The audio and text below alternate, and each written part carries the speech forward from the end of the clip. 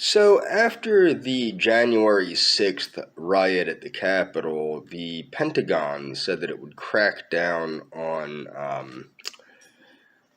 extremists in the military. Now, by extremists, they really only meant white civil rights activists, or in the worst case scenario, white nationalists or white supremacists. But what you will notice is what they are not cracking down on, yet again, are criminal gang members. Not only are they not cracking down on criminal gang members, but as they are kicking white Americans out of the military for their political views, which is discrimination, don't don't imagine that it's something different. Because if you are a white civil rights activist or a white extremist and you are in the United States Armed Services and they get rid of you, okay? Now I understand you shouldn't have such beliefs, but do you really think that these people that are listening to the military, the Pentagon championed anti-white racism known as critical race theory, because that's what critical race theory is, and let's call it what it is. Critical race theory is anti-white racism. That's all that it is.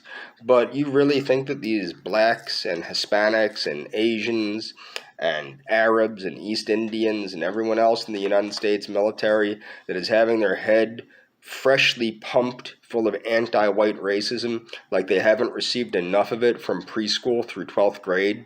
Do you know what I mean? You know what I mean, the critical race theory? Yeah, that's being pumped into children's heads from preschool, from through 12th grade, and that's not even counting the BET and the Sesame Street and the other stuff that's pumping these kids' heads full of anti-white hatred, okay? So I would imagine that the military is full of people that are lividly anti-white racists.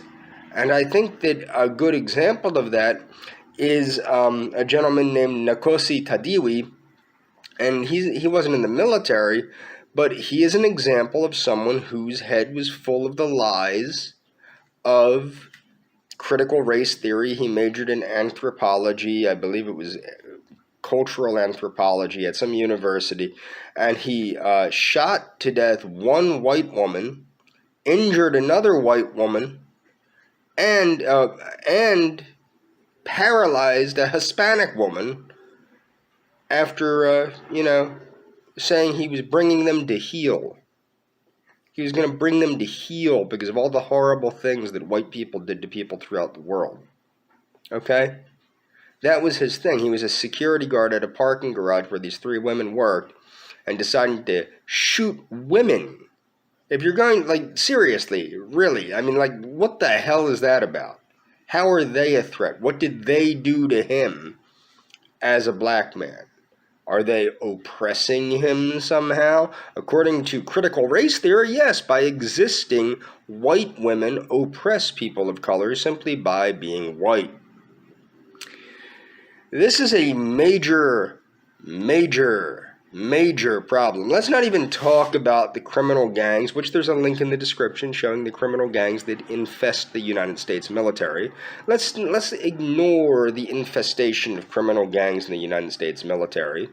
Let's ignore the fact that the people that stormed the Capitol on January 6th were hardly political extremists or white extremists. They were just a bunch of ragtag morons that were whipped into a frenzy by Donald Trump Jr. and Rudy Giuliani.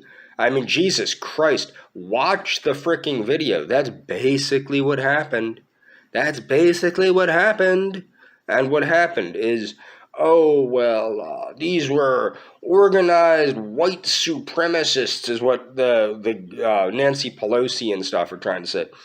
They were not organized, number one, and number two, as I've pointed out in numerous videos, the frickin' thing was organized by a dude named Ali Alexander, who's black, okay? Number one, the organizer is black. Number two, the horde that visited, disorder up on the Capitol were not all white. It was a multiracial hodgepodge of different groups of people that stormed the Capitol. It was not just white people, and the organizer was not white. And if you look at Trump's supporters, you start looking into the hoteps, look at the people and blacks for Trump, start looking at the people that support Trump, and you will see he has a greater representation of black supremacists. He has white conservatives. Generally speaking, though, white conservatives are not racist. Any of the white supremacists that supported Trump, I know this for a fact, dropped off because he betrayed the white people. He lost just enough of their support to lose in the 2020 election. That's why I keep telling people, if you think this is fixed, you're a moron. Because he barely won against Hillary Clinton, and he barely lost against Joe Biden. If it was fixed, he would have lost terribly. But he didn't, because he only lost enough of the true believers in white people, the people that really believe in the white people of this country and believe in this country. He only lost those folks. He didn't lose the magic dirt conservatives like Glenn Beck and all that nonsense. No, he didn't lose them. They're still chugging along on the Trump train. Okay? But the true white people, the white salt of the earth people that supported Trump initially do not support him anymore. With good reason. He betrayed them. He betrayed them to the Zionists, and he betrayed them to the blacks. Trump spent 4 years handing everything in this country to the blacks, okay? And the white people that voted for him initially were not happy about that. And I don't think that if you really look at that riot on January 6th, I don't think you're going to find many white nationalists. Not going to say you're not going to find any, but you're not going to find many. The majority of them were probably a thumb up their ass, mentally challenged, salt of the earth, hill folk, and rednecks, and people like that, and psychotics like Q Shaman, okay? There were not many white nationalists. It was not organized, and on top of that, they were not extremists, they were idiots. I'm not saying there weren't any extremists. I guess you could define like the zip tie guy as an extremist, and you could define the woman that got mercilessly shot in the head by a black police officer. You could consider her perhaps to be an extremist. You know, the unarmed Air Force veteran that was shot basically at point blank range in the head while there were police behind her by a black police officer who the Capital City Police refused to release the name of, although people have found out who it is, and I will leave a link in the description.